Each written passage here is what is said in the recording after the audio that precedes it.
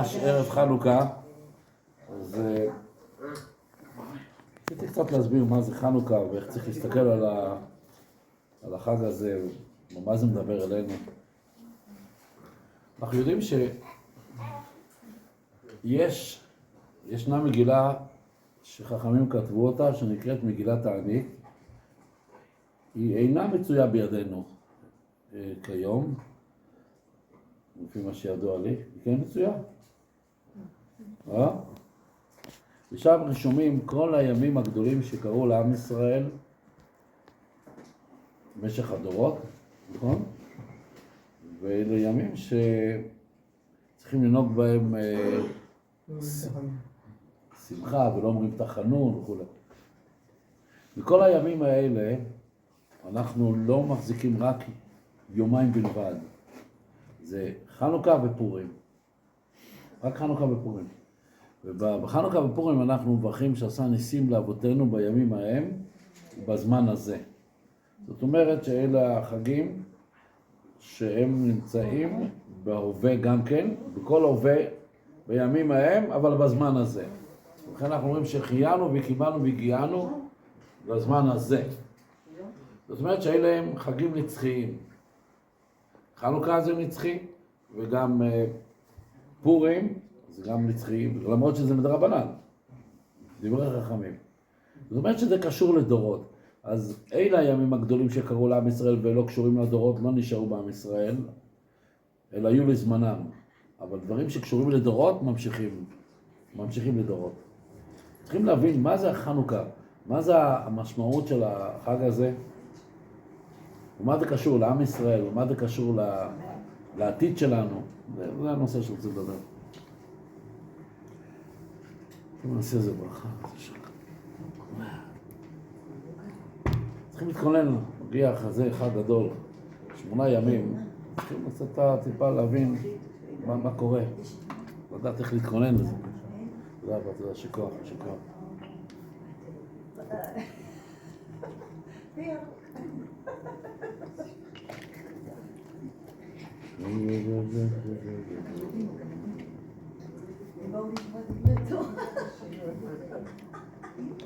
אני אתחיל בעובדה, סיפור שקרה אצל רבי מאיר אבוחצירא לפני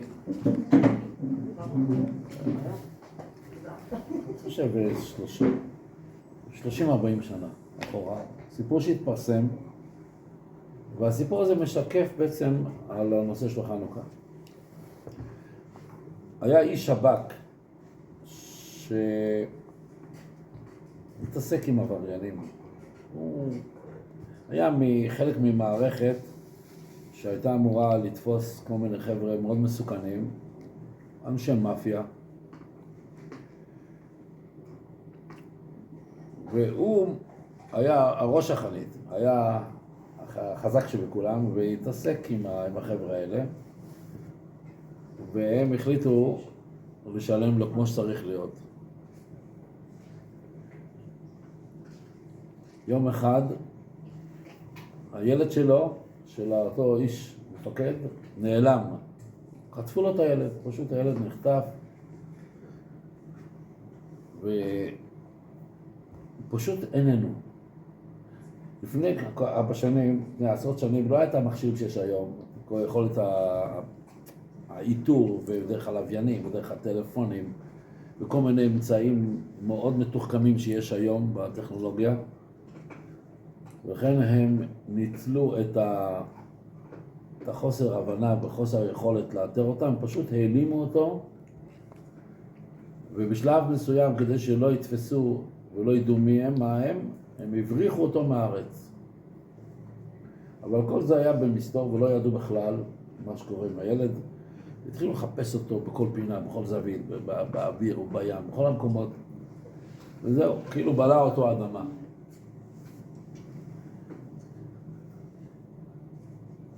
הם הלכו לבבא סאלי, הבבא סאלי עוד היה חי. כן, זה היה לפני... כמה שנים נפטר הבבא סאלי? בקיצור, הבבא סאלי היה חי. אני חושב יותר, זה 45 שנים, משהו כזה. והבבא סאלי אמר להם שהוא לא יכול לעזור להם בדבר הזה, ושהם ילכו לבן שלו, רבי מאיר. רבי מאיר זה האבא של רבי דוד אבוחצירא, רבי אלעזר. יש לו משפחה של צדיקים, יש להם ברוך השם מאוד אחים, רבי קוטיאל, רבי רפאל, הם אנשים מיוחדים, צדיקים. בקיצור, בהתחלה הוא לא רצה לומר. בהתחלה הוא אמר, אני לא יודע מה אתם רוצים ממני, הוא בירך אותם וזהו. אבל הם הבינו שהוא ידע להגיד להם איפה הילד נמצא. כשהפעילו עליו לחץ, אז לא הייתה לו ברירה, לא יכול להתחמק מהם, ואז הוא אמר להם, כתב כך פתק, ורשם להם בדיוק איפה הילד נמצא.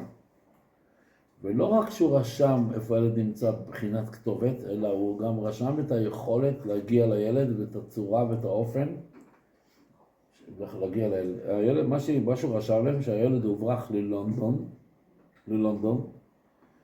ובלונדון הוא אמר להם את השם של הרחוב, ואמר להם את השם של הבניין, ואמר להם את השם של הקומה, איפה שנמצא הילד, ואמר להם איך להגיע אליו. הם היו בהלם, איך שהוא מסתכל והוא שולט והוא רואה מסוף העולם ועד סופו, וככה היה, איפה שהוא אמר, שם נמצא הילד.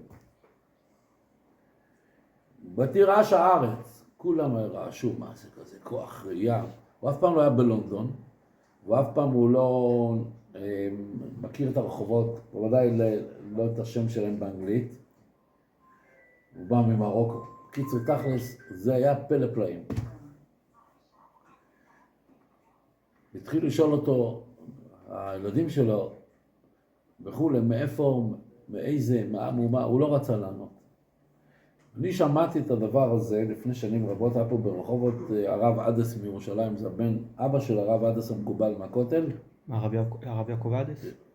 אבא שלו. אבא שלו? הרב יהודה. לצדיק הזה שהוא בכותל, קוראים לרב יעקב. אבא שלו, רב יהודה. הוא ראש ישיבה בבית וגן, עכשיו יצא לי מהראש. אבא שלו אדם ממש צדיק גדול, והוא היה ברחובות, אני הייתי אז בכנס, הוא סיפר את הסיפור הזה, ואז הוא אמר שהוא רוצה לשמוע מכלי ראשון, מהצדיק רבי מאיר אבוחצירא, שהוא אדם חי בחיים, שהוא רוצה לשמוע ממנו את הדבר הזה, ורוצה לדון איתו בעניין. בקיצור הוא נסע לאשדוד, רבי מאיר היה גר באשדוד, הוא נסע אליו, ואז הוא שאל אותו את השאלה, מאיפה הדבר הזה? אז הוא אמר לו את המילים האלה. כשהקדוש ברוך הוא ברא את הבריאה, אז ביום הראשון הוא ברא את האור. ויאמר אלוקים יהי אור ויהי אור. בבריאת האור לא כתוב ויהי כן. בשאר הימים כתוב ויהי כן. כל מה שקדוש ברוך הוא ברא כתוב ויהי כן. בבריאת האור כתוב ויאמר אלוקים יהי אור ויהי אור, ולא כתוב ויהי כן. אומרים חז"ל שהאור הזה לא נשאר בבריאה בגילוי. האור הזה זה אור רוחני שנקרא אור הגנוז, שהוא נגנז, והקדוש ברוך הוא גנז את זה לצדיקים. והאור הזה, למה הקדוש ברוך הוא גנז? זה אור כזה גדול שהקדוש ברוך הוא נותן לבן אדם אור כזה, הוא יכול לראות מקצה העולם ועד קצהו, כמו שאדם רואה בתוך הארבע אמות שלו, ולא רק לראות בעולם הזה, גם לראות מה קורה בעולמות העליונים. ולשמוע ולראות כמו שזה נמצא אצלו קל. אין מכשיר כזה וגם לא יהיה מכשיר כזה. כל המכשירים, מה שיש היום זה רק החלק הגשמי של הדבר. אבל לדעת מה שקורה למעלה ולמטה ולראות את כל הדברים כמו שזה קורה עכשיו, זה אור מיוחד, שנקרא אור הגנוז. והקדוש ברוך הוא ראה שיקומו רשעים בעולם, ועלולים להשתמש באור הזה לתאוות שלהם כדי לעשות דברים רעים באור הזה, לכן הקדוש ברוך הוא גנז את האור. רבי שמעון בר יוחאי שואל, איפה הקדוש ברוך הוא גנז את האור הזה? התשובה היא שהקדוש ברוך הוא גנז את זה בתורה, כפי שאומרים חז"ל, לצדיקים לעתיד לבוא. אז הוא אומר, האור הזה נמצא בתוך התורה. ומי שלומד תורה לשמה, בקדושה ובטהרה, בדבקות השם, יכול לזכות לאור הזה.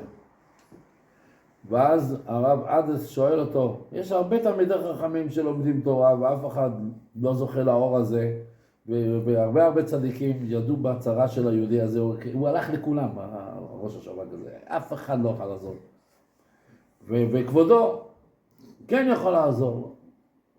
ואז הוא אומר לו, רבי, אני מחזיק ישיבה, לומדים שם עוד בחורים, ואני רוצה שהרבי ייתן לי את המסר, מה אני אדבר, מה אני אגיד לבחורים בישיבה. אז הרב עדס אמר לו, תשמע, אני בא במשפחה של צדיקים. אבא שלי והסבא שלי, כולם זרע של צדיקים קדושים, שהכוח שלהם המיוחד זה שמירת העיניים ושמירת הברית. הם היו קדושים כאלה שאי אפשר לתאר את זה בכלל. ממש מלאכי עליון מלובשים בגוף בעולם הזה. והוא אמר שהאדם ששומר את עצמו בקדושה ובטהרה ולא פוגם בעיניים שלו ולא מסתכל במראות אסורות, ושומר גם את הפה שלו לא לדבר דברים אסורים, אחד כזה יש לו כוח גדול מאוד, והוא יכול להגיע למדרגה הזאת, לראות ולהשיג את האור הזה בתוך התורה הקדושה. ואז הוא אמר לו, תגיד לבחורים שלך בישיבה, שבחור שיקבל על עצמו לשמור את העיניים והפה, תוך זמן קרוב הוא יזכה להגיע לקדושה וליראת אלוקים ולמדרגות רוחניות גבוהות. ככה אמר הרב יהודה עדס, שאני שמעתי, הוא אמר את זה בציבור, שרבי מאיר אמר לו שיעביר את זה לבחורים בישיבה. זאת אומרת, רבי נחמן ברסלב אומר שהעיניים של האדם זה האיבר הכי רוחני בכל רמ"ח איברים ושס"ה גידים. והוא אומר, העיניים רואות כל הזמן דברים רוחניים שחוטפות לפני העיניים, אבל בגלל שהוא לא זכאי, הוא לא יכול להתבונן ולהביט בזה. זה עובר לו ככה במהירות. אבל מי שיש לו עיניים זכות ומוח זכאי, מוח נקי, יכול לראות מראות אלוקים. זה כל אחד. זה כל אחד. ולכן אדם כזה שהוא עוסק בתורה, לשמה, בקדושה ובטהרה, האור של התורה מאיר לו, והוא יכול להביט דרך העיניים הללו בכוח הנשמה ולראות מחזות כמו שרבי מאיר ראה. אני הבאתי פה את הדבר הזה פה, כדי שאני אגיד לכם, כדי שאני אזכור את זה בעל פה טוב. היה עכשיו השבת, אני חושב השבוע, לא יודע באיזה יום, יש את היום הזיכרון של אדמו"ר מקרלין, סטולין, רבי יוחנן מקרלין. אדמו"ר מרבי יוחנן מקרלין הוא היה הבן, איך הוא אומר, יש איזה ינוקה, קוראים לו היום ינוקה. כן. אבא שלו קראו לו ינוקה. זה הינוקה האמיתי, אבא שלו.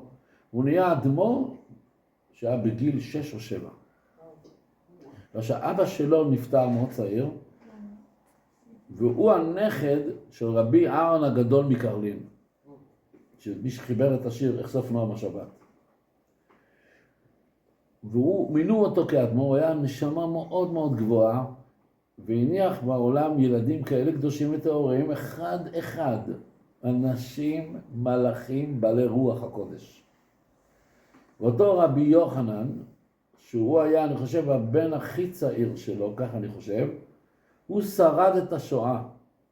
הוא ברח לתוך ערבות רוסיה, ושם עבר שנים של נידודים קשים ביותר, והוא הצליח לשרוד את החיים עם אמי, רק עם בת אחת בלבד שלו. והוא הגיע בסוף המלחמה, הגיע פה לארץ, והתיישב בחיפה. הוא היה פה איזה שנתיים, ואחרי שנתיים הוא עזב את הארץ, הוא הלך לגור בארצות הברית בווילניאמסבורג. הוא היה כזה ברוח הקודש, שממש מפחיד. הוא ראה ממש מראות אלוקים. הבן אדם הזה ראה כמו החוזה בלובלין, היה מפחיד להיכנס אליו. ופעם הוא אמר לחסידים שלו, תגידו לי חסידים, מה העניין לנסוע לרבי? למה יש עניין לנסוע לצדיק? זה באמת עניין גדול. חז"ל אומרים על זה שאדם חייב להגביל פני רבו ברגל, וכתוב בהלכה בשולחן ערוך, המשנה ברורה מביא את זה שאם אדם, הרב שלו גר בעיר, קרוב אליו, אז יש לו מצווה להגביל את פניו יותר. במיוחד ברגל יש עניין גדול להגביל פני רבו. וזה כתוב בשולחן ערוך, זה מובא בגמרא. אז הוא שואל, מה העניין לנסוע לצדיק? מה העניין? אז הם ידעו, החסידים ידעו שיש לו מה לומר, אף אחד לא רצה לומר. רצו לשמוע מה הוא אומר. אז הוא אמר להם, שנוסעים לצדיק כדי לראות בן אדם בשר ודם, שיש לו יצרים כמונו, והוא הפך את עצמו למדרגה שיותר גבוה ממלאך. זאת אומרת שהוא לקח את החומר ועשה מהחומר צורה רוחנית. זה נקרא להפוך חומר לצורה. שהגוף שלו היה משכן אל השכינה הקדושה. הוא יותר גבוה מלאך. זה מה שנוסעים לצדיק. לראות דבר כזה, פלא. לראות איך בן אדם נולד כמונו, כמו כולם, יש לו אבא ויש לו אמא, ויש לו גם אותם יצרים כמונו, ואיך הוא זיכך את עצמו והפך להיות למלאך אלוקים, שזה נוסעים לראות. זה הסיבה. זה כמו שאתה נוסע למרחקים, לראות איזה דבר פלא פלאים, נכון? אתה הולך לראות איזה דברים מופלאים, אנשים נוסעים למרחקים, לראות איזה מפל מים אדיר. שחקנים הוליוודיים. כן, הוליוודיים, או שאתה לראות איזה יצורים מוזר. עוד אומר הדבר הכי מופלא בבריאה, יותר מכל המופלאים, שבן אדם מלובש בגוף גשמי, ומותר האדם מן הבהמה עין, לבד הנשמה התורה. איך הוא הצליח להפוך את הגוף שלו, שהשכינה תשרה עליו, שהוא יהיה משכן לשכינה. הוא אומר, זו הסיבה שנוסעים לצדיק. אני ראיתי את זה, הסברה שהזדעזעתי. בגלל שזה הוא היה. יש יהודי אחד שהוא כבר נפטר, הוא היה מגיע אל אבא שלי למירון, הרבה, והוא, קראו לו רב מנדל קירשנבוים. הוא ידוע, והוא שמע מפי זקנים, מפי צדיקים, ואבא שלי היה אוהב מאוד מאוד להעתיק שמועות אמיתיות, בלי תוספות מה שאנשים מוסיפים בסיפורים. הרבה פעמים זה כבר ממש הסיפור משתנה לגמרי. כל אחד מוסיף רק קצת. זה כבר לא אותו סיפור שהיה. הוא היה מדייק בלשונו, ומה שהוא אמר לך, התחלת לבנות על זה הרים. הוא סיפר לאבא שלי, שאותו רבי יוחנן מקרלין סטולין, נפטר בארצות הברית, וקברו אותו על דעת כן שיביאו אותו פה לארץ. זה נקרא קבורה על תנאי. ועל פי ההלכה, אם אדם נקבר בקבורה על תנאי, אז לא רק מותר להביא אותו מחוץ לארץ, גם מותר להביא אותו אפילו בארץ ישראל ממקום למקום, כפי שהיה נהוג בזמן חז"ל, זה נקרא ליקוט עצמות. זה מוזכר במסכת מועד קטן. ואחרי 2.5 או 3 שנים, כך הוא סיפר לאבי, ואני הייתי שם שהוא סיפר את זה לאבא שלי, והוא אומר לאבי, חסידי קרלין הבינו מדבריו שהוא רוצה בסופו של דבר להיקבר בארץ הקודש. ובחרו את המקום שהוא יתאמן שם, ומצאו שזה טבריה, במקום קבורת הצדיקים, תלמידי הבעל שם טוב, יש שם חלקה של צדיקים, והביאו אותו לארץ אחרי כמעט 3 שנים מפטירתו. אני לא רוצה להגיד לכם, אני לא רוצה לדבר איך נראה בן אדם אחרי 3 שנים, אם בכלל משהו נשאר ממנו. אפילו גפילטע פיש לא נשאר ממנו. מה זה? השם ירחם. מה זה 3 שנים? אתם יודעים, הוא סיפר לאבי שצדיקים ידעו עליו, על רבי יוחנן שהוא קדוש העליון, וביקשו לפתוח את הארון, הרי שמביאים מת מחוץ לארץ, מביאים את הארון סגור, גם על פי החוק זה ככה. והביאו אותו לארץ, אני חושב, עוד לפני טבריה, או שזה היה בטבריה, הוא סיפר שזה, מה שהיה איתו זה היה בטבריה. שפתחו את הארון, מצאו אותו שלם כביום פטירתו, כל רמ"ח איבריו, כמו ששם אותו עכשיו, ושם אותו על אלונקה, והוא היה מאלה שנשאו את האלונקה. שלם הוא היה. שלם. כמו שעכשיו הוא נפטר. הוא אומר, אני סחבתי את האלונקה, כך הוא סיפר לאבא שלי, ואני שמעתי את זה. הוא קבור בטבריה.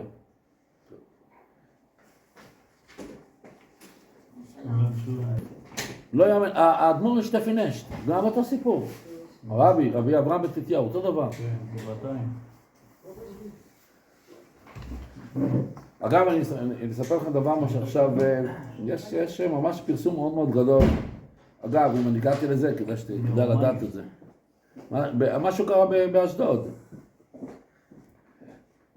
שאיזה איש חבר קדישא שעובד בחבר קדישא באשדוד, חפר קבר, לצורך לוויה של אותו יום, וליד זה היה קבר אחר, בתוך כדי החפירה, הקיר, האדמה שהפריד בין הקבר מצד ימין לחפירה שלו נפל, וראה את הגופה שנמצאת שם.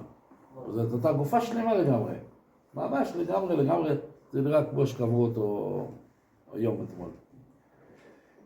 והוא בתור אחד שעובד שם בית הקברות, הוא לא זכור לו שזה קרה אתמול שלשום, בפרט שזה ממש מצבה וכבר משהו ישן. הוא היה באלם. בקיצור, הוא אומר, אני חייב לראות מי זה. תסתכל על המצבה, וראה שם איזה שם שהוא לא מכיר. יהודים פשוט מטבריה, מאשדוד. גם אין שם טלפון, ואין שם, הוא לא רצה לעשות איזה פרסום וכו'. אז הוא אמר לעצמו, אני נמצא פה כל יום, בשלב מסוים יבוא המשפחה בשביל יום הזיכרון שלו. אז אני כבר יאתר אותם. והנה לא ערכו הימים, והגיע שם משפחה ליום הזיכרון שלו, ואז הוא ניגש לאחד מבני המשפחה, והוא שואל אותו, הוא לא סיפר לנו שום דבר. ואז הוא שואל אותו, תגיד לי, מי זה היה היהודי הזה? אז הוא אומר, מה אתה שואל? מי זה היהודי? ראש המשפחה שלנו. מה עשה? מה הוא עשה בחיים? מה שם? כאילו הוא היה איזה צדיק נסתר, הוא היה איזה רב, איזה מקובל, איזה מה צחקו עליו? לא רב ולא מקובל ולא צדיק נסתר ולא צדיק פה ולא צדיק שם ולא כל השטויות. הוא היה איש פשוט. ואז הוא שאל, תגידו לי, איזה מעשה מיוחד הבן אדם הזה עשה? הוא עוד לא רצה למתוח אותם. איזה משהו מיוחד שיש בנפטר הזה. אז הם אמרו, לא ידענו לזה משהו מיוחד, אבל אחד נזכר, הוא אומר, כן, היה לו משהו מיוחד, אופייני, שהיה לבן אדם הזה, שהוא מעולם לא סח שיחת חולין בבית הכנסת. לא רק בזמן התפילה בדי שלו, אלא אפילו בבית הכנסת, סתם להיכנס בבית הכנסת, שהיה צריך משהו לדבר בחוץ. וככה הוא נהג כל ימיו, היה איש פשוט, מהלך בשולי הדרכים, לא ידעו מי ומהו, אבל אז הוא אומר, אוי, עכשיו אני אספר, הוא סיפר להם את הסיפור הזה, והוא אמר להם, תראה איזה השגחה פרטית. הקדוש ברוך הוא רצה שיתפרסם הצדיק הזה, לאחר פטירתו, ואתם יודעים כמה שנים עברו מאז, איזה 10 שנים, מאז שהוא נפטר, והוא היה שלם כמו שעכשיו שמו אותו. במה העניין? הקדוש ברוך הוא אומר, אתה מכבד אותי? אני אכבד אותך. אף בשרי ישכון לבטח. אתה כיבדת אותי. עד הקדוש, מי ידע בכלל? הרי אדם נקבע, מה יודעים מה קורה שם? עד הקדוש ברוך הוא מסבב את הסיבות ורוצה שיתפרסם בעולם הבן אדם הזה. שלא שלט בו רימה ותולע. למה? מכיוון שהוא חס על כבוד קונו.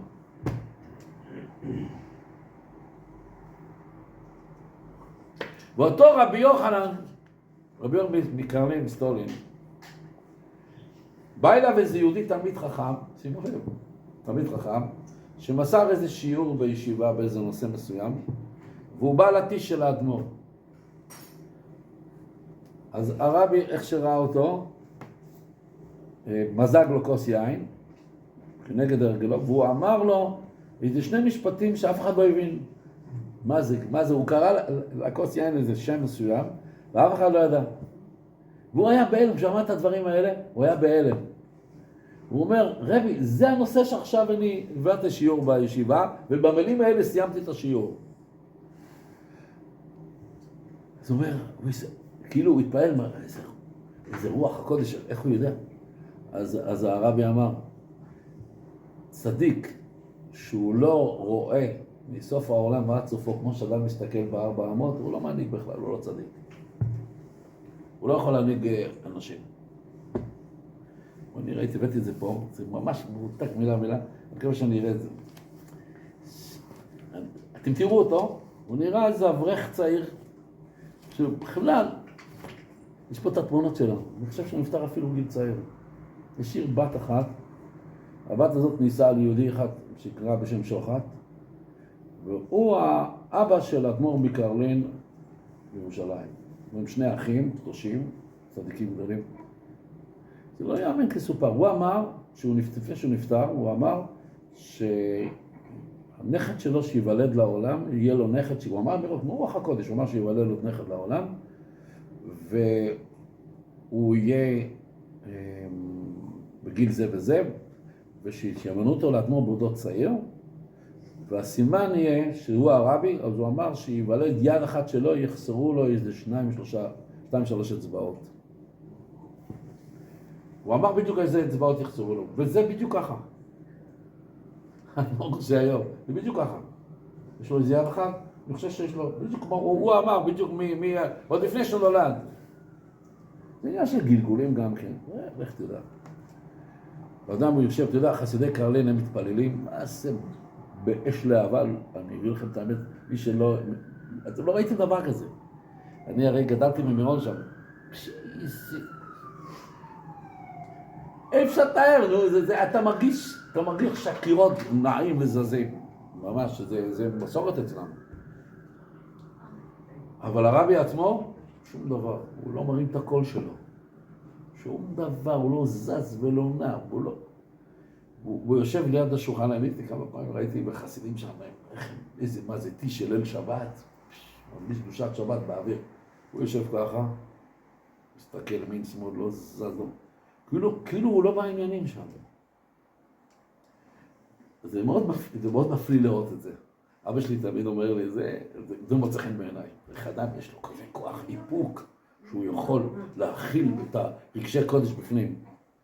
זה חסידות מאוד מאוד, יש לה שורשים עד המגיד מזריץ', שהיום היורצת שלו, יתת כיסוי. בכל אופן יודעים יקרים, הכוח הזה של בן אדם שיכול לראות מסוף עולם ועד סופו, זה הכוח של תורה של יהודי פשוט. לא שמעתי אף אחד לפני.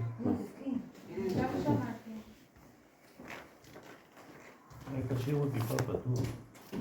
פה תראה.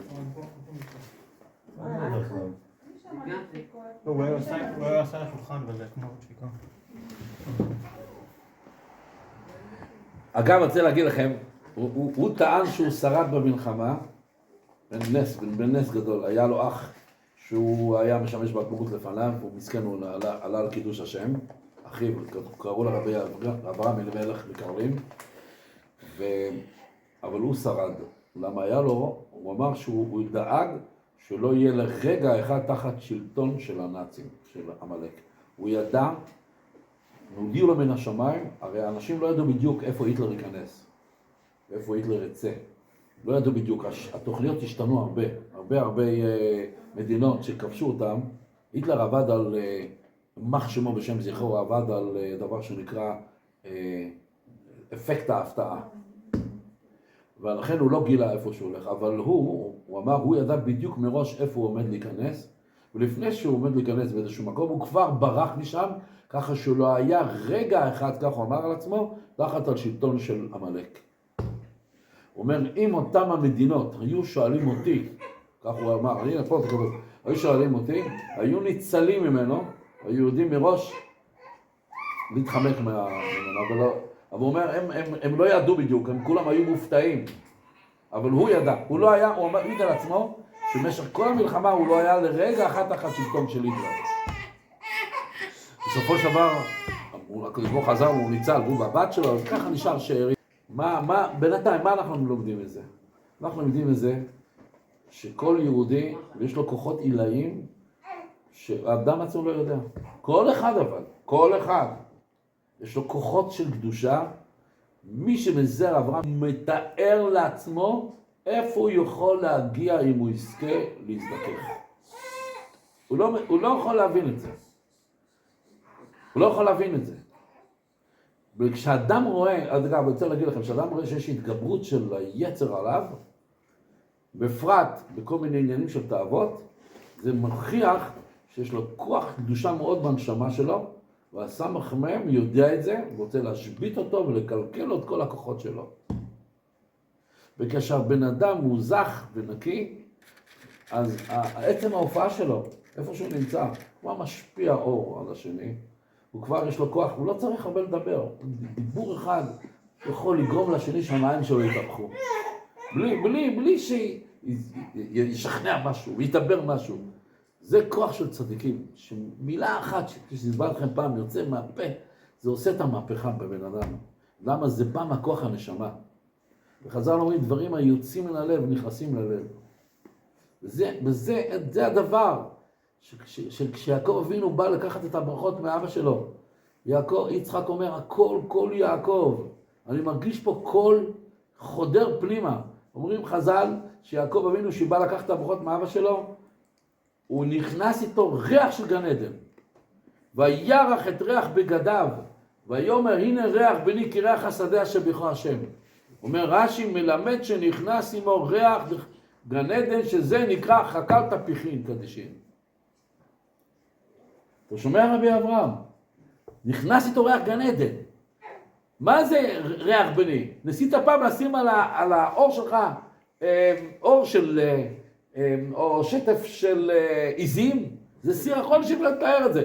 אפילו החלב שיוצא מהעיזים מסריח מהעיזים. אפילו החלב. ואני לא מדבר עכשיו על הריח לעמוד יד עז. העז מסריח הרבה יותר כמו שכבש. וקח את האור של העז שאמא שלו שמה על חלקת צווארו ועל ידיו, והוא נכנס ככה ליצחק. אז יצחק היה צריך תאיך להגיד, רגע, אולי בטות אני נמצא בתוך איזה עדר של מורפת, או עדר דיר של עיזים. אז יצחק מריח את הוא אומר, גן עדן, אני מרגיש ריח בני כריח השדה. מה זה ריח השדה? זה השדה של גן עדן שיצחק היה שם אחרי העקדה. כתוב שאחרי העקדה ישב אברהם אל נעריו. איפה יצחק? אז כתוב שיצחק הגיע לכאלה מדרגות עליונות בעקדה, שהוא הפך להיות עולה תמימה, עולה תמימה זה נקרא קודשי קודשים, כמו שאנחנו אומרים, עולה קודשי קודשים, וכל העולם כולו בעולם הזה היה זר בפניו, הוא לא יכול לסבול את האוויר של העולם הזה. יצחק, אחרי העקדה, כל אחד מאיתנו, אם היינו פושטים את הצוואר בהר המוריה לפני הקדוש ברוך הוא ומוכנים להקריב את עצמנו לבורא עולם, היינו מגיעים לכאלה מדרגות רוחניות שלא היינו יכולים להיות פה בכלל. וכל שכן יצחק, שהוא קודש הקודשים, שהוא נולד מעל דרך הטבע של אברהם בגיל 99 ושרה בת 90, שבדרך הטבע אין מציאות שהוא ייוולד, לכן שרה צחקה, שאמרו לה, תשמעי, תלדי ילד, ותצחק שרה בקרבה לאמור, אמנם ילד ואני זקנתי. זאת אומרת שבעצם הוא נולד מעל דרך הטבע. זאת אומרת שפסק הכוח התאווה ממנו ומאמא שלו, מאבא שלו. אז הוא נולד רק בכוח אלוקי. לכן הקדוש ברוך הוא אומר לאברהם, תדע לך את בריתי אקים את יצחק. ולא עם ישמעאל. אקים, אומר הבלטורים, אקים זה ראשי תיבות, אשר קידש ידיד מבטן. נכון אברהם?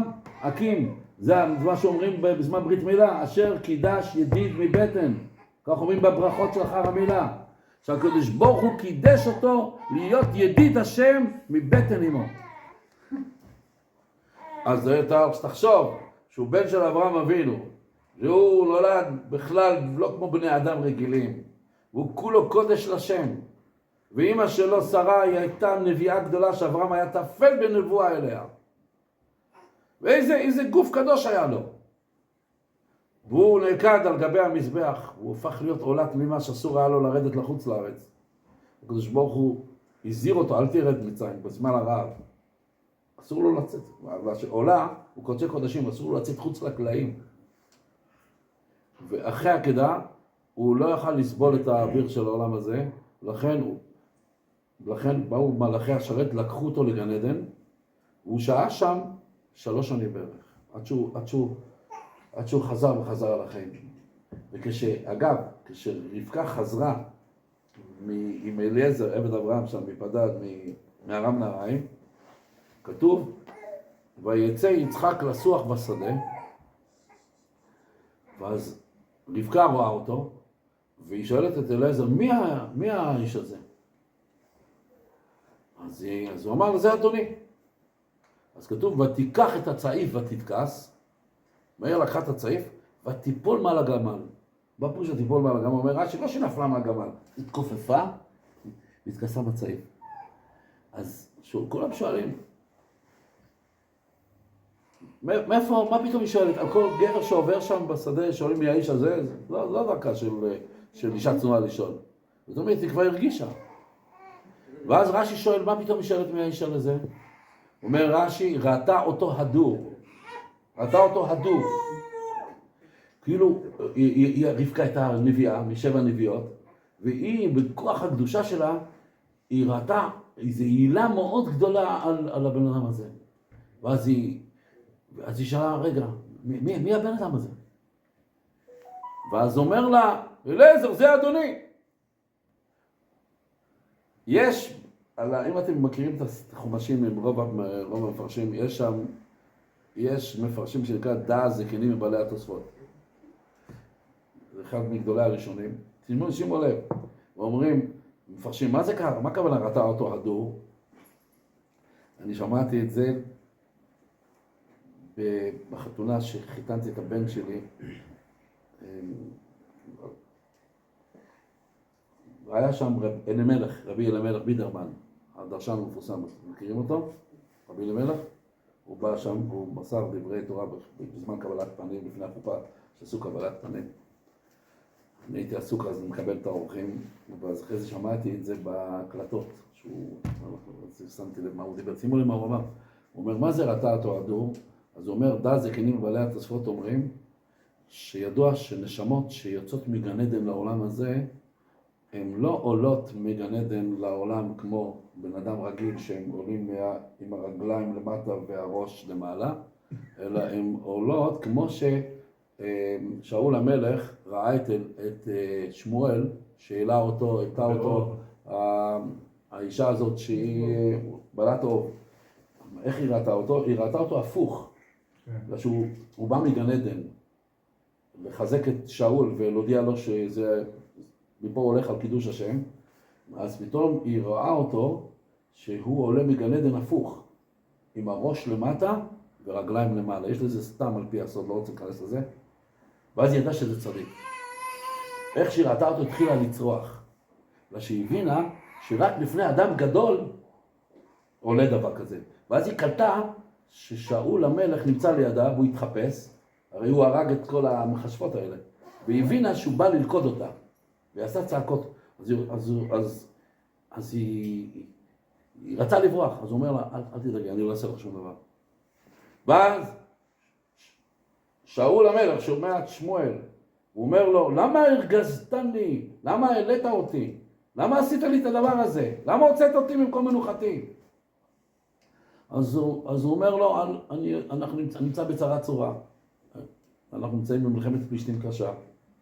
ושאלתי באורים וטובים, באורים וטובים זה בחושן המשפט, יש שם קדוש, ולא קיבלתי תשובה, ושאלתי גדולים וצדיקים ונביאים, אף אחד לא עלו לי, ובצר לי, לא הייתה לי ברירה, הלכתי לבעלת טוב שיוציאו אותך מגן עדן ותבוא תגיד לי מה יהיה איתי. ואז הוא אומר לו, שמואל, מחר אתה תהיה איתי במחיצתי. היית אומר כזה. הוא אומר, תבין, אתה לא תצא במלחמה הזאת בשלום. הוא באמת נהרג במלחמה הזאת. הוא נהרג. בקיצור תכלס, הדור, אומר הדעת זה כלים בעלי התוספות, זה בארמית לשון הפוך. לשון הגמרא, הדרבי, כבלה, תהפוך את המילים שלך.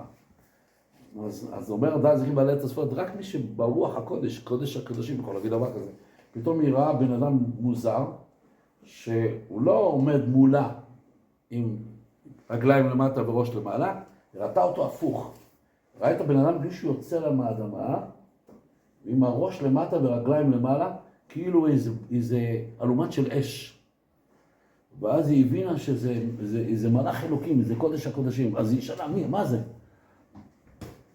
ואז אומר לאליעזר, שזה יצחק בא לקראתם. זה היה אחרי 3 שנים שהוא חזר מגן עדן, בסוח בשדה, זה היה נקרא השדה של הגן עדן, והוא יצא כדי להתחתן אחרי 3 שנים. אז היא ראתה אותו הפוך. ואז אומר לאליעזר, זה אדוני. אז רש"י אומר, מי זה אדוני? זה יצחק. אבל אז שואלים כולם, ממתי יצחק הוא אדוני? הרי כל הזמן אליעזר מדבר, אדוני אמר לי ככה, ואדוני אמר לה ככה, ואדוני השביע אותי, ואמר לי לא תיקח אישה לבני מבנות הכנעני, ואם היא לא תרצה, ואמרתי לו מה אם היא לא תרצה ללכת אחריי, אז אתה פטור מהשבועה, אבל את בני לא תיקח שמה, ואדוני ככה, ואדוני ככה, ואדוני ככה. מי זה אדוני? שכל הפרשה הזאת מוזכר, אולי זה כמה פעמים, זה היה אברהם אבינו. פתאום, אדוני הופך להיות יצחק. ממתי אליעזר מותר לו לקרות ליצחק אדוני כשאברהם בחיים? הוא לא הרבי. גם שאלה שאלת. אבל כל פנים התשובה היא שכתוב שיצחק, בעצם הוא נולד עם טבע של אישה לגמרי, אבל שהוא היה בחינה של גבורות קשות, מונוק, הוא לא יכול להביא ילדים, ואז אברהם אבינו, על ידי עקדה, הוא הכניס בו את הנשמה של זכר, ואחרי שהוא נכנס בנשמה של זכר, הוא יוכל להביא ילדים. ואז רק כשאברהם חוזר מהעקדה, פתאום אומרים לו, הנה נולדה הזיווג שלו, רבקה. איך שהוא חוזר מהעקדה, אומרים לו, רבקה נולדה. לכן אומרת התורה, אלה תולדות יצחק בן אברהם. אתם יודעים למה ליצחק בן אברהם יש תולדות? בגלל שאברהם הכניס את הכוח ההולדה ביצחק. אלה תולדות יצחק בן אברהם, אברהם הוליד יצחק. מה זה הכפל הלשון הזה?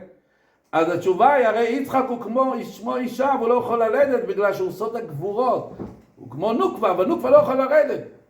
אז רבותיי, אני לא יכול להעריך. אבל מה? אברהם בזמן העקדה, עוד זה שהוא עקד אותו, ואז הוא יצא נשמת הנוקבה ממנו, ונכנס בו נשמה של זכר. ואז אם אילו הוא יוכל להתחתן, ראי שהוא יכול להתחתן, אז כבר נולדה הזיווג שלו. ולכן אחרי העקדה, הוא יוכל להתחתן. אבל על כל פנים,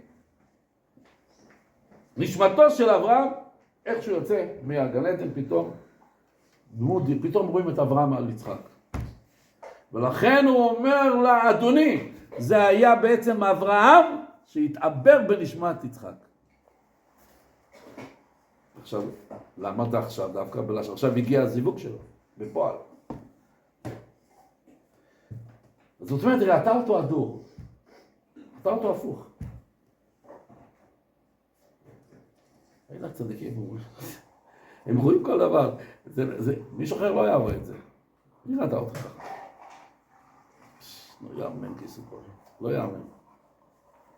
עוד דבר אני רוצה להגיד לכם, כדי לחזק את העניין הזה.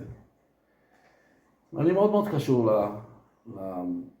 לרבי, לסבא קדישא מוויז'ניץ. אני לא עולה, כל שי בגלגול הקודם חייתי בדור שלו. בא לאהבת ישראל. אני אגיד לכם משהו נראה מה זה נקרא בעניין שדיברתי. בא לאהבת ישראל קראו לאהבת ישראל בגלל שזה מה שהוא היה. הוא היה לו בדרגות של אהבת ישראל שאי אפשר לתאר בכלל.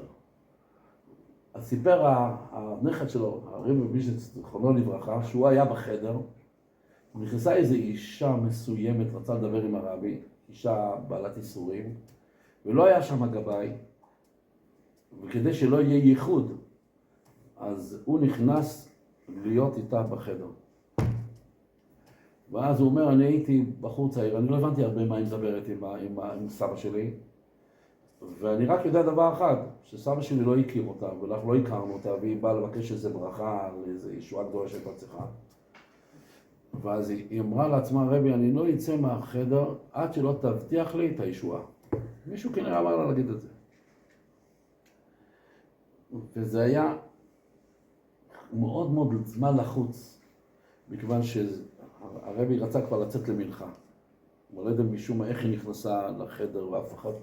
זה היה ככה, זה סיפור שהיה ככה, היא נכנסה אז, הרבי היה לחוץ, אבל שהוא מאוד מקפיד במניין, במיוחד תפילת מנחה.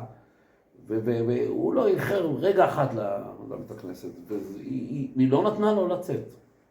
היא עמדה לידו, והיא אומרת, רבי, אני לא אתן, רק שתבטיח לי ישועה. הרבי אמר לה, אני אומר לך, שאם הייתי יכול לעזור לך, הייתי נכנס באש עבורך.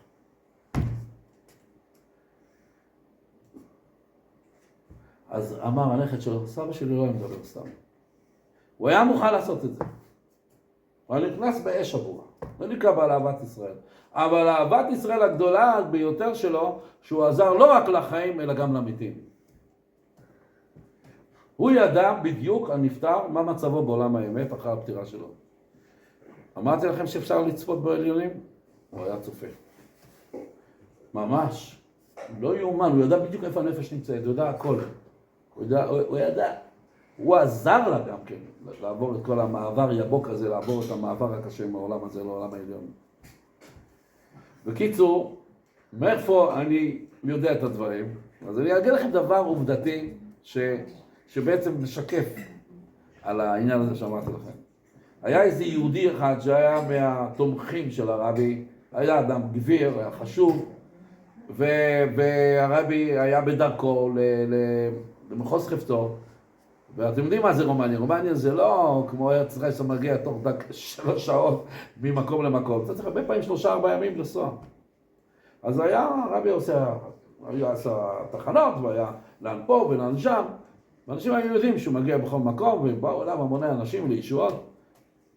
ושם במקום הזה גר איזה גביר גדול, שהוא תומך, בעל חסד גדול, והוא ניגש אל הגבאים, והוא אמר שיש לו מה לדבר עם הרבי, דבר מאוד אישי ופנימי, שהוא לא יכול לדבר עם הרבי כאשר אנשים נכנסים ויוצאים לחדר.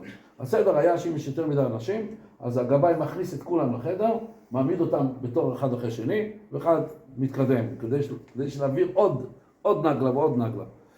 אז הוא אומר, אני לא יכול לדבר עם הרבי כשאנשים נמצאים בחדר. אני מבקש ממך, תגיד אם אתה הרבי מסיים את קבלת הפתקאות בלילה, ואני רוצה לדבר עם הרבי אחרי זה. נכנס אליו ביחידות, נמתיק איתו סוד. אז הוא אומר לו, תשמע, הרבי, לפי מה שנראה לי, הוא לא יסיים לפני 1 בלילה, אולי 2 גם כן, אלא שיש הרבה ציבור שמחכים. אז הוא אומר, לא משנה, אני אעבור מתי שתגיד לי. הגבאי בקיצור אמר לו, תבוא בסביבות 1:30, 2, ככה, זה הזמן שהרבי מסיים. בקיצור, ככה היה, הם יושבים בחוץ, וכיבדו אותו בתור אדם נגיד, בעל השפעה וזה, והוא נכנס לרבי כשאף אחד לא היה שם. אבל בחוץ ישבו הגבאים, בחוץ בפתח הדלת שלו. בקיצור, הוא נכנס לרבי, הוא בא לדבר עם הרבי, לפתע פתאום, הוא רואה שהדלת נפתחת, ונכנס לחדר איזו דמות מוזרה מאוד מאוד ומפחידה. הגודל שלו, הממדים שלו, והצורה שלו, והפנים שלו, והבעת פנים שלו, היה מאוד מאוד מפחיד.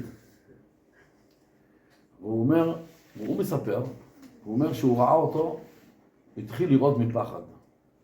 ואז הוא הסתכל על הרבי, שהרבי גם החביר בפנים, גם בפנים ממש פנים חברות, והרבי שם לב עליי שאני רועד מפחד, הרבי אמר לי, תחזיק באבנט שלי, שיחזיק חזק. בקיצור, הוא אומר, ברוב פחד ואימה לא יכולתי להסתכל יותר, ואני מרגיש שהוא מתחיל להתקרב בצעדים מאוד מוזרים ליד איפה שאני עומד ליד הרבי, ואז הוא מתחיל לדבר עם הרבי בשפת סתרים כזה, שמשהו לא שפה שאנחנו מבינים. והרבי מקשיב לו ואומר, אני יודע, הוא כל הזמן נוטף זהה. והיה נראה מאוד לא טוב האדמו"ר. והרבי אמר לו משפט מסוים, כאילו, שהוא יעזור לו. ואחרי זמן קצר, הבן אדם הזה נעלם. כמו שהוא נכנס, הוא נעלם. היהודי הזה, הוא היה איש פשוט, הוא לא הבין בדברים האלו, הוא לא קלט שזה מדובר פה באיזה משהו. בקיצור, אז הוא אומר לרבי, שימו לב, הוא אומר לרבי, רבי, באתי פה, אני רוצה משהו לדבר עם הרבי, יש לי איזה עניין, אני שוחח. אז הרבי אומר לו, אתה לא רואה מה עובר עליי, אתה לא רואה מה קורה איתי, אתה לא רואה שאני מותש, אני מבקש ממך, תעזוב אותי עכשיו, אני צריך להירגע, ככה הרבי אמר לו. הוא אומר, אנשים מקנאים בי, הרבי אמר, כדאי, שחושבים שיש לו הרבה כסף, הוא אומר, לא יודעים מה שעובר עליי. בקיצור, הוא יוצא החוצה, הוא התחיל לצעוק על הגבאים, הוא אומר להם, אתם חוצפנים, אתם עזי פנים, אני סיכמתי איתכם שאף אחד לא ייכנס על הרבי כשאני נמצא שם, ולא יכולתי לדבר עם הרבי שום דבר, ואתם מכניסים פה אנשים מוזרים משונים, ייכנסו לרבי, אתה לא ראית איך הרבי נראה, זה מה שהיה מפחיד. הרבים מסתכלים עליו, אומרים, מה אתה חולה מהזיות? הוא אומר, אנחנו יושבים פה כל הזמן ואף אחד לא נכנס, אף אחד לא יצא. מישהו מעולם הבא. מישהו מעולם הבא.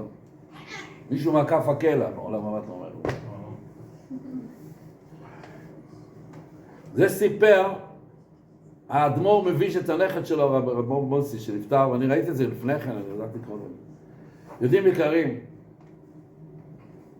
האנשים שהם בדרגה רוחנית, אמיתית, אין להם שום בעיה לצפות ולראות דברים. אני אגיד לך, אבא שלי למשל, אבא שלי לא היה אדמו"ר, אבא שלי היה אדם צדיק, שדיברתי עליו כמה פעמים פה, ויש לי אח, סיפרתי, יש לי אח,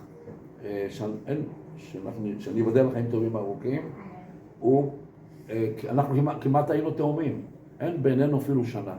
שנינו נולדנו בחודש אלול, הוא נולד בה' באלול, ואני נולדתי לאחר מכן בי"א באלול. הוא היה אדמו"ר, ובגיל 50 הוא נפטר. אבא שלי עבר מצב מאוד קשה, אחרי הפטירה שלו וכו'. בקיצור, יש לו בן שקוראים לו צבי הירש, ברוך הוא הצליח את דרכו וכו'. הוא התחתן ביתמות, כשאבא שלו כבר נפטר. ואבא שלי, הוא לא היה אדם בכיין, הוא לא היה אדם מראה רגשות כלפי חוץ, מי שהכיר אותו. ובחופה, הוא עמד בחופה של הבן שלו נפטר, ואבא שלי מאוד בכה. אח שלי מארצות הברית, החתן של המערוש, שיק, קוראים לו ברוך, התקשר לאבא שלי, הוא אומר לו, דדי, אתה לא אדם כזה שאתה בוכה, למה בכית כל כך בחופה? אז אבא שלי בהתחלה לא רצה לענות לו, אבל אתה יודע, לפעמים בשעת רצון, אבא שלי אומר לו, איך אתה רוצה שאני לא אבכה, שאני רואה את הבן שלי, את האחי שנפטר, עומד מולי בחופה של הבן שלו, שהוא רטוב בבגדי שבת, ושם על הצוואר שלו שעל לבן לכבוד החופה. כך הוא אומר לאח שלי. אני ידעתי שאבי רואה דברים, אני ידעתי את זה, אני קצת מכיר מבטים של אנשים, אבל אף פעם אבי לא סיפר שהוא רואה וכו'. אף פעם לא סיפר. אמא שלי פעם שאלה אותו, תגידי, אתה אף פעם לא ראית את אליהו הנביא? ככה היא שאלה אותו. הוא לא אמר לה שלא. הוא לא אמר לה שהוא לא ראה. בתמונה האחרונה שלו, איזה 3 חודשים לפני הפטירה, יש לי תמונה שלו. תסתכלו את התמונה, זה ממש מפחיד. זה נקרא קבלת פנים לפני החופה. תסתכל על התמונה, אתה לא תכיר את הבן אדם. כתוב שלפני החופה מגיעים כל האבות הקדושים מגן עדן. כל הצדיקים מגיעים להשתתף בשמחה שלו. ומגיעים, יש כאלה שמגיעים כבר לקבלת הפנים לפני החופה. אני אומר לך, אחרי זה ראיתי את זה, ממש נבהלתי. זה באמת הוא נפטר אחרי 3 חודשים אחרי זה. זאת אומרת, הוא רואה את הבן שלו, עומד מולה בחופה. כתוב שלראות נשמה מעולם העליון, זה מדרגה הרבה יותר גבוהה מאשר לראות את אליהו הנביא. לראות נשמה, ומה זה נשמה? זה חלק אלוקה ממעל. זה אמור אין נשמה. הוא רואה אותו איך הוא מלובש, ואיך שהוא עטוף, ואיך שהוא עומד מולו. ואף אחד לא יכול לראות מה הוא רואה, והוא מסתכל והוא רואה. יש אנשים שרואים בעיניים סגורות, ויש אנשים שרואים בעיניים פתוחות, וזה כל מיני דרגות של אנשים צדיקים. זאת אומרת שיש כוח בבן אדם, אנחנו, כל אחד מאיתנו, יש לו כוח נשמה, והכוח הנשמה הזאת היא פשוט רדומה. הנשמה רדומה. הבן אדם נמצא בגלות בתוך תוכו, שהוא לא יודע מי הוא בכלל, לא יודע מה הוא, לא יודע מה היכולות שלו, מה הוא יכול להגיע, ואיפה, באיזה קרבה לאלוקים הוא יכול להגיע, באיזה דבקות השם, שהלב שלו יבער באהבת השם 24 שעות. זה נקרא נפשי חולת אהבתך. אלה דברים שאם אדם היה יודע מה הוא מסוגל, באיזה אור אלוקי לחיות, באיזה גן עדן בעולם הזה לחיות, הוא לא היה משחיר את עצמו בשום אופן, בגלל זה תאווה סרוחה של כמה דקות, ולהחשיך את הנשמה שלו ולהביא את עצמו למצב של חושך. הוא לא היה עושה את זה. רק כשהיצר הרע רוצה להפיל את הבן אדם, מכניס אותו לחושך לפני כן, מסתיר לו את אור האמת, מסתיר לו את האלוקות, מזכיר לו מי הוא שוכח מי הוא שוכח שהוא יהודי, הוא שוכח שהוא בן אברהם, יצחק ויעקב, ואז הוא מוריד אותו ואומר לו, עבדת תקוותך, אתה בן אב אחי אבוד, אתה איבדת את העולם הזה וגם את העולם הבא, אז יאללה, אכול ושתה כי מחר למות, אני זוכר שדיברתי. ואז הוא מפיל את הבן אדם. אבל אם הבן אדם היה יודע שהוא בן מלך, שהוא בן מלך מלכי המלכים הקדוש ברוך הוא, שהוא מזרע אברהם, יצחק ויעקב, ואנחנו עם קדוש לשם אלוקיך, הוא לא היה מלכלך את עצמו בעד נזיד עדשים. וזה בעצם היה עניין של תרבות יוון. אומרים חז"ל, תרבות יוון זה מה שנאמר בתורה, וכתוב שם בראשית ברא אלוקים את השמיים והארץ, הייתה תוהו ובוהו וחושך. אומר המדרש, חושך זו מלכות יוון שהחשיכה ליבם ונשמתם של ישראל. החשיכה אותם. אמרה להם, תורתכם כתורת כל העמים. תרבות שלכם כמו תרבות כל הגויים. אתם אין לכם מה להתנשא ותהיו ככל הגויים בית ישראל. תישארו עם הדת, תישארו עם הכל. אבל לעשות מזה לא בתור חוכמה אלוקית, בתור אור השם, אלא לעשות מזה כחוכמה בלבד. חוכמת התורה, להיות חכם ונבון בחוכמת התורה, להיות פרופסור בתלמוד, פרופסור בקבלה, פרופסור בלדעת שמות הקודש, ולהשביע כל מיני כוחות. זה, גם הגויים יודעים את זה. יש בהודו, יש כמרים, יש כאלה שיודעים להרים אנשים באוויר. פשוט להטיס אותם באוויר. גם בינם ידע את זה. הם ידעו לקרוא את השמות האלה, ויש כוחות בטומאה. אז יש גם אנשים שמשתמשים, הוא לא מתקבלה, והוא לא שייך לקדושה בכלל. הוא משתמש הוא כאילו הוא פוסק שתי הסעיפים. פה, כאן הוא כזה, ופה הוא כזה, הוא בעצמו לא יודע מי הוא בכלל. זה מה שרצו היוונים.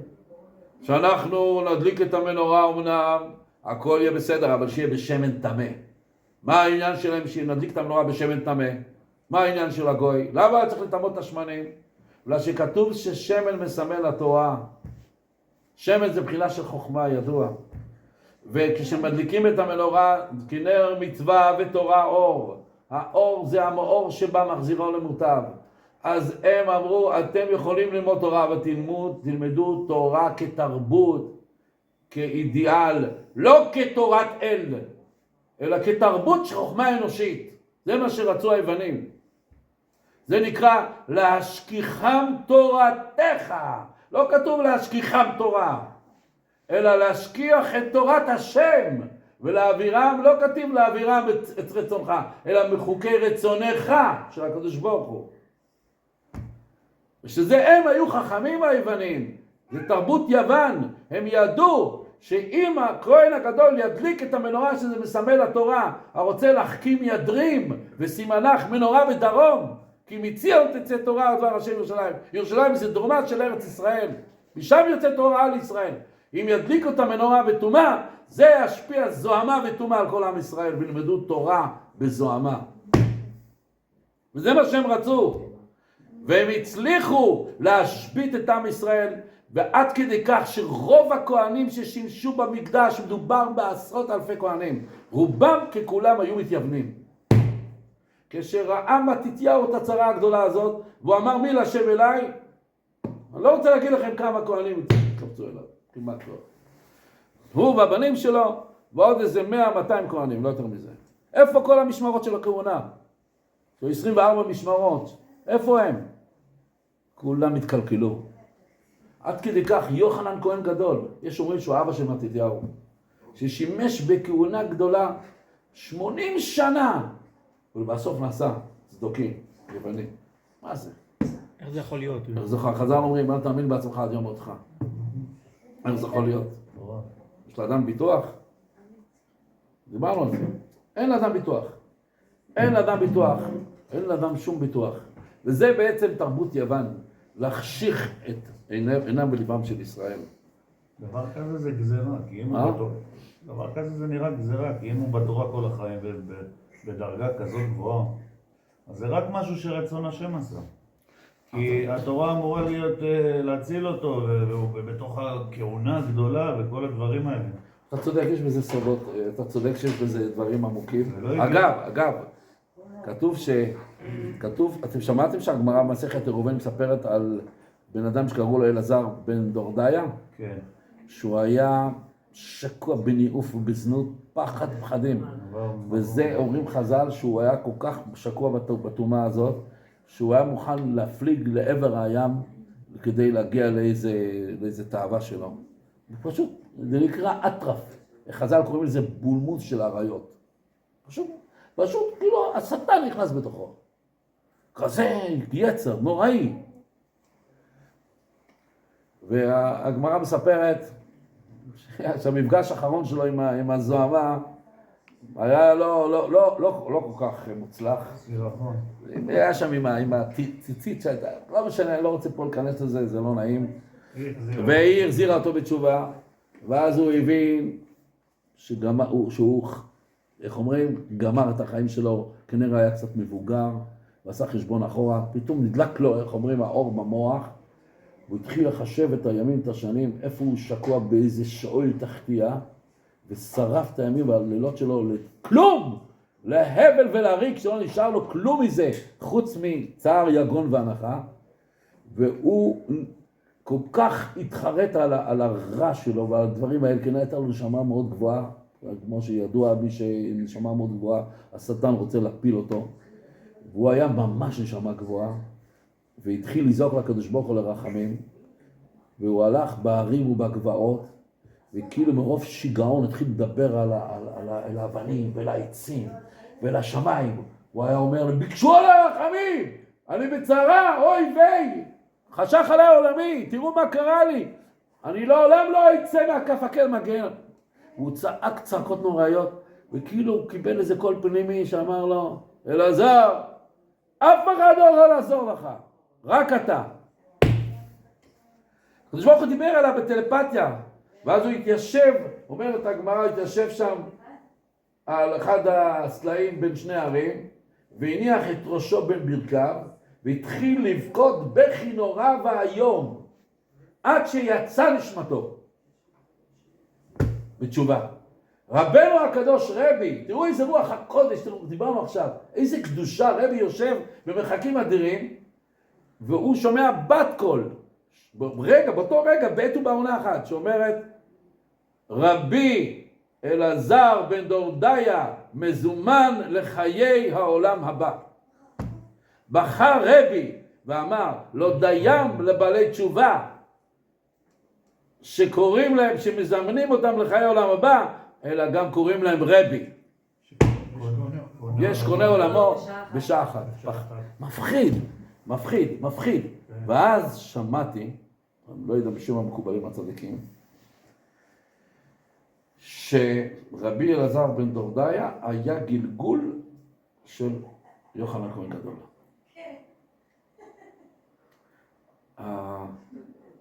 יוחנן הכהן גדול, הוא כל החיים שלו חי בקדושה ובטהרה ומת על חילול השם, בגלל שהוא נהיה צדוקים, צדוק זה אפיקורס, הוא היה צריך להתגלגל בגופו של אלעזר בן דורדיה, שכל החיים שלו היה בטומאה ומת על קידוש השם. עכשיו אני רוצה להגיד דבר, לא יודע אם מותר לי להגיד את זה, וזה דבר שצריך מאוד להיזהר, איך להבין את זה. איך אמרת קודם, יש פה חשבונות שמיים, אתה צודק.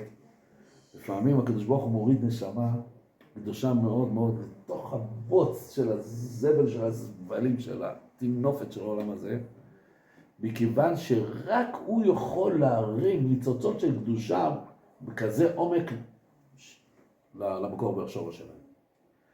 אנחנו לא יודעים מה המסלול שלנו בעולם הזה, ומה ואיך ומה הכיוונים של הקדוש ברוך הוא. לפעמים צריכים לרדת, אתה יודע, שאתה נוסע הרבה פעמים לאיזה מקום גבוה, אתה צריך לרדת קודם כל למטה, למטה, למטה ולמטה, ומשם אתה תופס את הגובה למעלה. וזה ירידה לצורך עלייה. אבל מה? צריך מאוד להיזהר שאדם נמצא בתוך הבוץ שהוא לא ייתקע שם, שהשטן לא ייתן לך לעלות. ואם הוא אומר אתה כבר אצלי, אז הוא כבר נכניס לך סכין ולא ייתן לך לצאת משם. וזה הסכנה.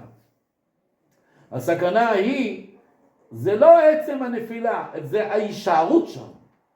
ולא יכולת לצאת משם, ולחזור על החטאים המון פעמים, עד שזה הופך להיות חלק מההרגל שלו, וכבר השטן כבר גר בתוך הגוף שלו, והופך להיות מרכבה לסתרה אחרא.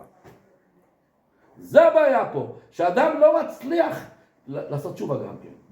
ואין לו את הרגע הזה של אלעזר בן דורדיה, שהוא אומר, ריבונו של עולם, חבל שאני חי, אוי ואבוי לי, למה חייתי ככה? טוב מותי מחיי, למה הבאת אותי ריבונו של עולם? תראה איפה נפלתי, מה שווה לי החיים האלה?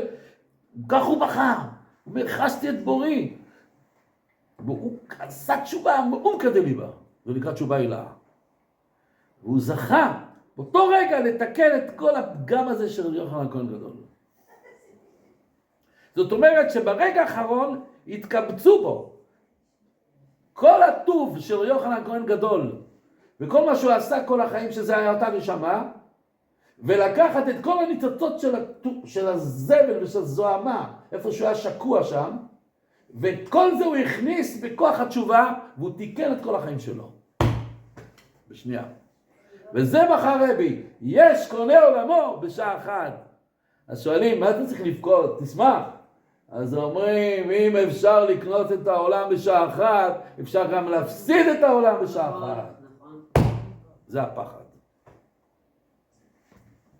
אז לכן אומרים חז"ל, אל תאמין בעצמך עד יום מותך.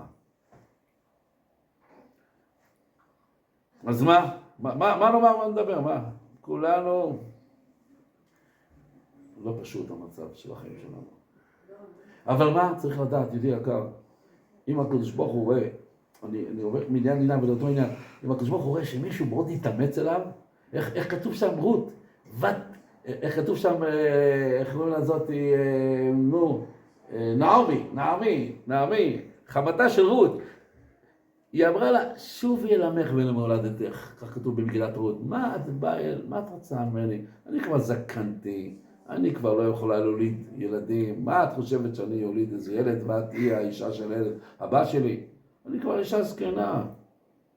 אז בשביל מה את באה אחריי? ואת צעירה, כל החיים שלפנייך, ואת באה מארץ מואב, והיא הייתה מזרע המלוכה, היא הייתה מצאצאים של עגלון מלך מואב, היא הייתה מאישה גדולה. עכשיו, בשביל מה את עכשיו שתהיה גר צדק, ואיך יסתכלו עלייך, וגיורת, וסיפורים, ויצטרכו להתיר אותה, לבוא בקהל השם, שהיא מואביה, וכתוב לא יבוא עמוני או מואבי בקהל השם, גם דור העשירי לא יבוא להם בקהל השם.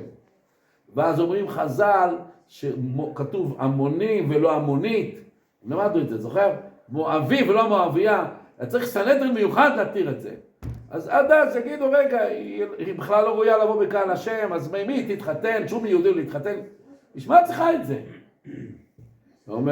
היא אומרת לנעמי, עמך עמי אלוהיך אלוהי, באשר תלכי אלך, באשר תרגו אני אגור, באשר תמותי אני גם אמות. חי שאומר נשבעת שרק המוות תפריד בינינו. ותראה כי מתאמצת היא, כתוב, את הרעת שמתאמצת, וחדלה לדבר עליה. ואז היא זכתה להיות אימא של מלכות, שממנה יצאה מלכות בדוד. לכן אנחנו קוראים מגילת רות בחג השבועות, ביום הולדתו, ביום פטירתו של דוד המלך. ותראה כי מתאמצת היא, ילדה שמתאמצת. אז ככה בן אדם, אם היא מזרע מואב, שאתם יודעים, אני לא צריך להגיד לכם מה זה מואב, בנות לוט, מה היה שם? משם היא מגיעה. זה דבר נורא והיום. אבל היא מתאמצת לבוא לדבק בשם, הקדוש ברוך הוא עזר לה שהפכה להיות אישה של גדול הדור, בועז. בועז היה ראש הסנהדרין. גדול הדור, בועז, זכתה להיות אשתו. וממנו יצא דוד מלכה משיחה, וממנו יצא מלך המשיח, ויתגלה במהרה בימינו. היא אימא של מלכות. אז למה איך היא זכתה לזה? בגלל שהיא מתאמצת, היא לא הניחה לכל הפיתויים שאמרה לה, תעזבי, לא כדאי לך, מה את עושה? כמו שמנסים לדחות גרים. כשרחב גם חזרה בתשובה, התחתנה עם גדול הדור. אבל שהיא גם הייתה לשם גבוהה. רחב. בקיצור, תכלס יהודים יקרים. עכשיו תחשבו, אני בן אברהם, יצחק ויעקב. אני לא שייך למואבים, למה אנחנו הרבה יהודים צאצאים של דוד המלך. אבל אנחנו זרע קודש. אז אם אנחנו מתאמצים ונראה לקדוש ברוך הוא, אני רוצה להתקרב אליך, תעזור לי, אני לא יודע איך, תעזור לי להתקרב אליך, אני רוצה שתאיר לי בנשמה שלי, תיתן לי אור, תאיר אותי מהתרדמה העמוקה שנפלתי לתוכה, ואני רוצה להתקרב אליך, ואני רוצה להיות יהודי, ואני רוצה להיות שמח, ואני רוצה להיות דבוק בך. ואדם ככה יום ולילה מבקש מהשם. אז הקדוש ברוך הוא לא ישמע לו. ישמע לו. רק היצר הרע אומר, עזר, כמה פעמים ביקשת ולא עזר לך. זה פיתויי השטן, להפיל את הבן אדם. אין דבר כזה, אף בן אדם אין לו שום ביטוח לכלום. אדם יכול להיות צדיק כל ימיו, והיצר הרע עורב לו, נורא והיום. מה אומרת? בסוף מסכת קידושין. לא. בפלגה.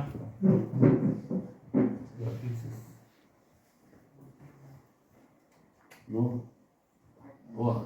או שאומר, הגעת בגשם, בוא, נו.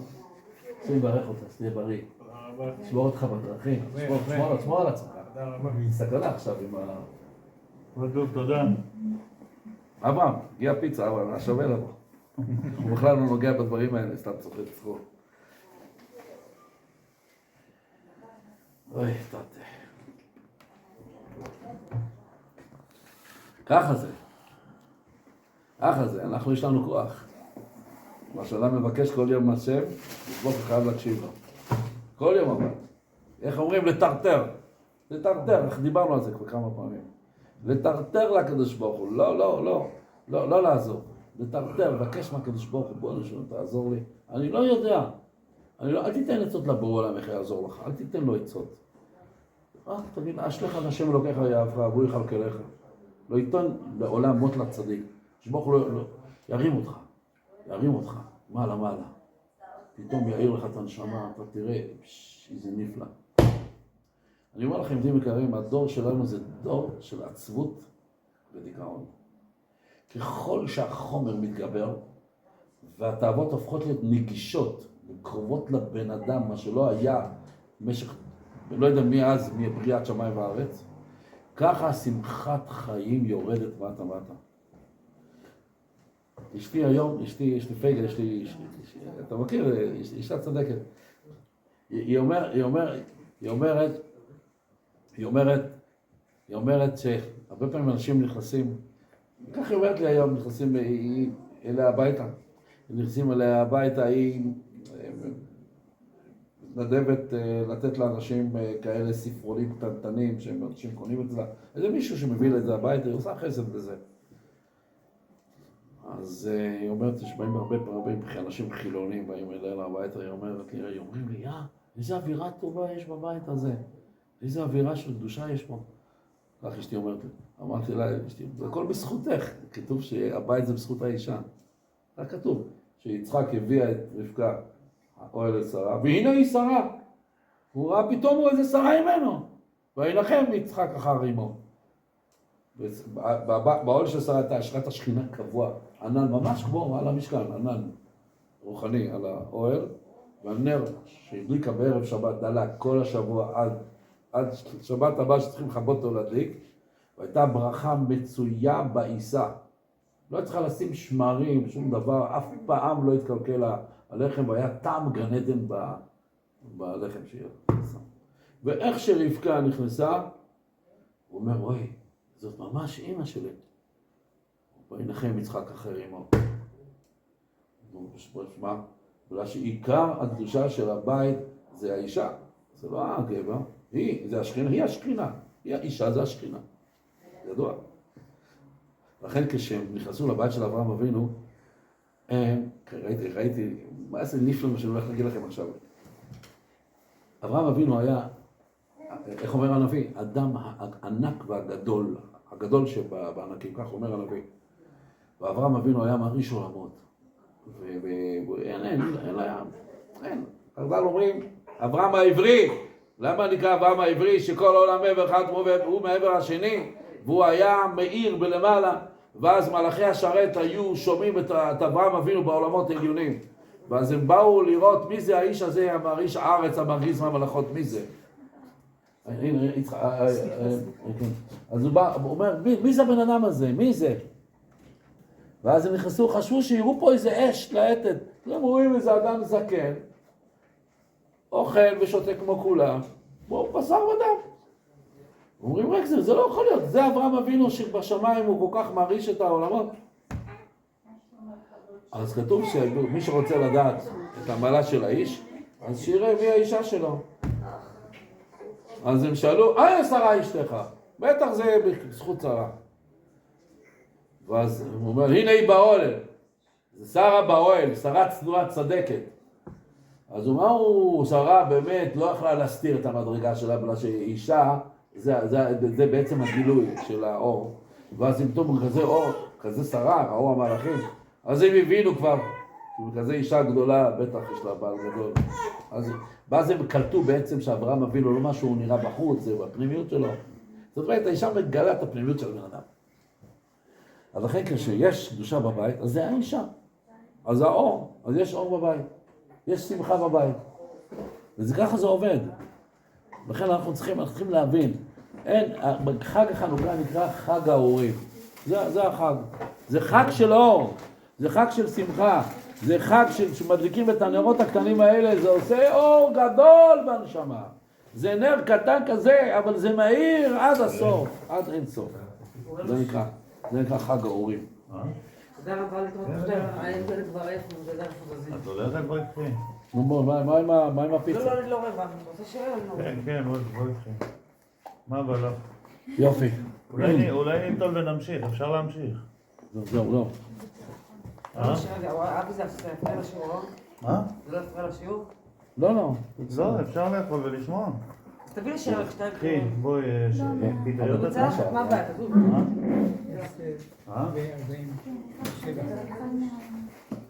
אחד ממה. זה פיצה מאוד טובה, אברהם. שים לשירה לי ואני אלך. פיצה מאוד טובה. נכון? זהו, וזה. סליחה על ההפרעה. לא, זה בסדר גמור. אז הרב, מה הביטוח? מה, אנחנו חסרונים? כתוב שהם חג החנוכה. זה האור שמאיר את הנשמות ישראל. זה חג שהוא מאיר. ביי. הוא אומר שבא מותק, לא סליחה. יאללה, ביי, להתראות. ביי. ביי מאם. בואו נעשה שנייה אחת נטילה ונמשיך. בוא, לא ידיים, תנו ידיים. הרב, אתה גם מוזמן איתו. עם החנוכיות על הגג של הרכב. במה אנחנו בעצם מבטאים את חג החנוכה? שמדליקים נרות. מדליקים נרות. מה זה? מה הביג דיל? אתה מדליק נרות. איפה ההודעה לקדוש ברוך על הנס שזכינו בכלל להיגאל ממלחמת השמד של היוונים, שבאו פה להילחם? למה שם לא מדגישים את זה? בכל הדלקת נר חנוכה אומרים שעשה ניסים לאבותינו ביום זמן הזה, ואיפה זה ביטוי? מדליקים נרות חנוכה. מה זה אומר? שהקדוש ברוך עזר שמצאו פח אחד שמן טהור, ובמקום לדלוק יום אחד, דלק 8 ימים, וזה החנוכה. זה החנוכה. מה זה נחשב לעומת זאת שבתתיהו וכמה ילדים שלו וכמה בחורים נלחמים נגד אימפריות? באו פה מאות אלפים של צבא.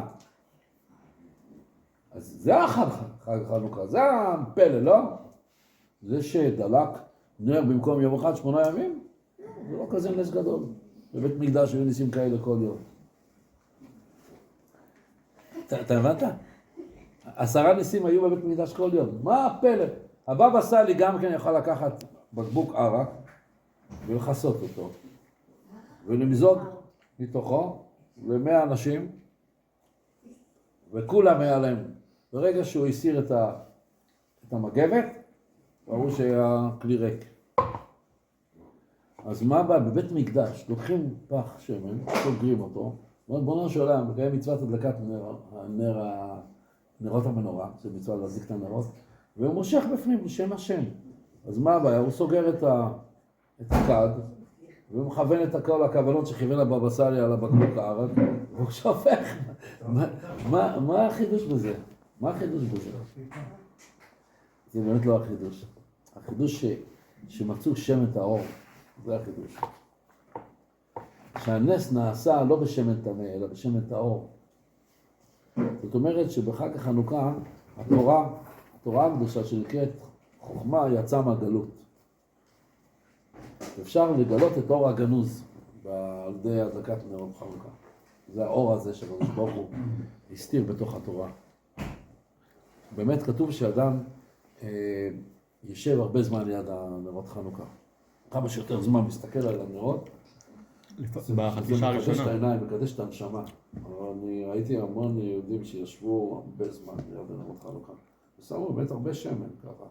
לפעמים שעה וחצי, שעתיים יושבים, אדם יכול ללמוד או להגיד דברי קדושה, להגיד תאימול נרות חנוכה. זה תיקון הנפש מאוד גדול. בעיקר בחצי שעה הראשונה? בעיקר בחצי שעה הראשונה? כן, זה העיקר, אבל כל מה שהנר דולק יש בזה כוח. זה אומר, אתה רואה אותו פה קטן בעולם הזה? שם למעלה זה אדיר. זה האור הגנוז אולי. אתה רואה את הכוכבים פה קטנים? מה שדיברת על האור הגנוז. אתה רואה אותם קטנים, נכון? קטנים, פה אתה רואה אותם קטנים, ושם מה הם? ענקיים. ככה פה הנר חנוכה, אתה רואה אותו כזה קטן, אבל שם האור שהוא מפיק. הוא מפיץ למעלה בעולמות האלה, זה עד אין סוף. חלקם גם פי מיליונים מהשמש. זה מאיר, זה אור הגנוז, זה אור של התורה. מאיר בנרות חנוכה. כידוע, זה כתוב בספר בני יששכר, ככה הוא קצה המזלג. השם יעזור לנו שייתן לנו את הכוח הזה, שייתן לכל אחד מאיתנו את הכוח, האור של הנשמה שלו, שיעיר לו את החיים, יעיר לו את המזל, שנזכה לחיות באורה, נו בקיצור. לחיות באורה, שיהיה לנו חיים של אור. מאוד חשוב, מאוד חשוב. לעילוי נשמת יוסף חי בן חנה ומרדכי. אגב, רוצה להגיד